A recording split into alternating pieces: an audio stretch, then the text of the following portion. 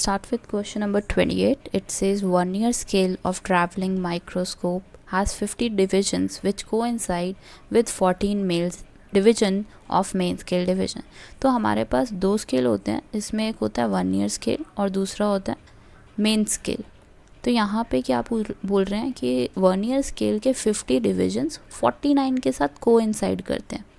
ठीक है, अब उसके बाद उन्होंने बोला है if each main scale division is 1 MSD आपको दिया हुआ है 0.5 mm का. अब उन्होंने पूछा कैलकुलेट करो कि मिनिमम इनएक्यूरेसी के साथ कितनी मेजरमेंट हो सकती है. तो बेसिकली ये आपसे जानना चाहते हैं लीस्ट काउंट निकालो इस इंस्ट्रूमेंट का. तो लीस्ट काउंट कैसे निकलता है इंस्ट्रूमेंट का? There is one formula related to it.